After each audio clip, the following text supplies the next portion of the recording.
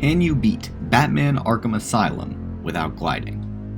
As the first installment in the Arkham Saga and the final Rocksteady game for me to cover, let's hop back to 2009 to see if Batman even needed his cape before the city. G'day chaps, 'tis I, Clownpuncher139. As the final stop in the Rocksteady trilogy, let's see if the nostalgia holds up when I revisit Batman Arkham Asylum and attempt to beat it without unfurling my cape. Let's see if I can do it right here and right now by going through the 5 biggest roadblocks this challenge presents. Number 5. Rails. This is more just a nitpick with the movement system after getting so used to rails in other games. In Asylum, Batman has, unfortunately, not learned how to walk on rails yet, which means that we can't simply walk into railings to hop on or vault over them. Rather, we actually have to press A to climb them. This always concerned me because holding A for too long would mean gliding after jumping off the rail. That said, it's really just a nitpick and more of an annoyance rather than a challenge. Number 4. Apparent glides. What I mean by this is areas that look too far to reach by any means other than gliding. As it turns out though, Batman has a surprisingly long jump that can reach most areas, which is especially useful early game since we don't get the line launcher until nearly halfway through, and it doesn't even latch onto everything, so this jump is even useful late game. The most notable wins come from the gas room and intensive treatment, various points in the Batcave and gardens, and a few points in the mansion and penitentiary. However, that does still leave... Number 3. The medical building. Well, technically only one part of it, and that's this room with the toxin. Despite my best efforts, after hitting the first switch to lower the gas, we simply cannot jump to the next platform, as the gas will always overtake us. So it seems like we need to glide to the platform so we can get a clear shot at the second and third switches. However, the only requirement to get to the gas lowered is to hit every switch with a batarang. Believe it or not, we can get a batarang to hit the switch from all the way over here. How you ask? Upgrades. One of the upgrades we can buy is a remote control batarang, and it just so happens to be one of the first ones unlocked. Unfortunately, I forgot this room existed, and had spent all my upgrade points minutes earlier to get something else. So I was at a low level of XP, had no upgrade points, and had already saved the other 2 doctors. So I seemed to be out of luck in getting enough to get the remote control batarang, and thought I'd have to restart the game. Thankfully, the game lets you leave the room with the gas, so I could explore the building a bit more. I scoured the building for every riddle, trophy, and patient interview to try to get enough XP, but was out of luck. Then I tried leaving the building, which thankfully worked. On top of that, there was a group of thugs I left outside the building, which I promptly beat up and gained just enough XP for another upgrade point.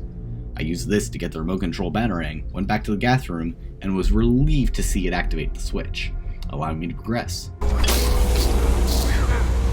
Yes! Had I been more reckless with the run, I might not have been able to get enough XP for this batarang. Luckily, this was the only instance of possibly messing up upgrades, and the rest of the run went pretty well. Except of course for... Number 2. Predator sections. Without question, Predator sections are at their hardest in Arkham Asylum, as this game provides the lowest number of takedowns in the series. On top of that, each room has a very spread vantage points, which don't allow for easy access to thugs if we want to silent takedown. All that said, the whole run left me with a total of 1 death at the hands of Predator section, and it was one of the last ones at that. But that doesn't make for a very interesting section, so let's talk a little more. In Arkham Asylum, one of the only takedown methods you have access to is the silent takedown. Under normal circumstances, you just glide behind thugs and use it, but since we can't do that, we have to get a bit more creative. This could mean dropping off the gargoyle and sneaking our way up, or just getting lucky and dropping in just after they pass. However, we do always have other, not-so-silent methods we can use, the most important being the inverted takedown, where we can get any thugs as they walk below a gargoyle. But the most infamous is the Batclaw, since they can easily pull enemies over a ledge, taking them down instantly. It is very useful in later levels, even if we do have to be on a solid ground to use it. So while our move pool is severely limited compared to later games, these were probably the easiest Predator missions to complete, especially since Asylum has so few with so few enemies. Number 1. The Batcave Cliffs. This is the possible ruin of this challenge. These cliffs provide the only sizable roadblock in the game. Unfortunately, we're supposedly required to glide to reach the rock formation across the way, as the line launcher won't attach to any of the environment except the opposite ends of the level. which just so happened to be right next to each other but blocked by rock formations. On top of that, no matter how far we jump, it is impossible to make the game think we got far enough and recover us to one of the rock formations. It will always return us to the cave exit no matter how close we get to the formations. So it seems like we're out of luck, and we have to glide just to get to this one formation. Or do we?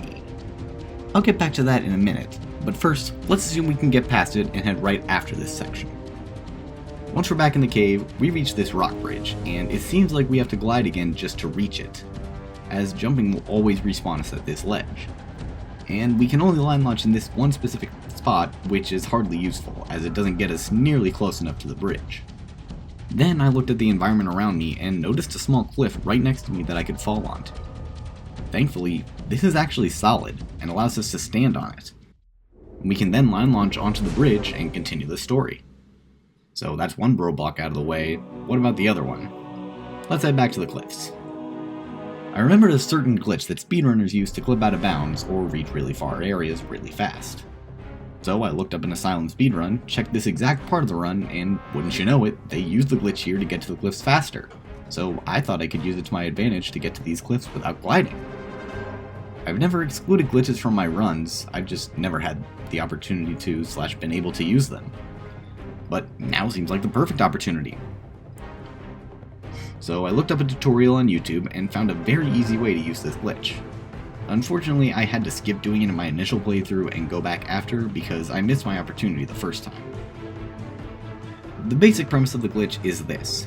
Get into a corner cover state and have explosive gel equipped. Quickfire a batarang and then prep and detonate the explosive gel. If it works, Batman should stand up automatically and you have zipped storage. Now, whenever you hold left trigger, then switch to the batarang, Batman will re-enter the crouching state. Throwing the batarang will launch you across the map, sometimes through walls even. For our purposes, we wanted to send us across the map, which using this on the ledge before the cliffs allows us to do. You'll essentially fly all the way to between the cliffs, but this is where our revelation ends. I tried this for a good 20 minutes, but with no success, especially since every time you fail, you have to go all the way back to the corner to get storage again, which is incredibly time consuming and I really don't want to keep doing it. So I actually went to the speedrunning community for help on this desperate matter. I left a quick message explaining my situation, and after just a few short minutes, somebody linked a video with exactly what I needed.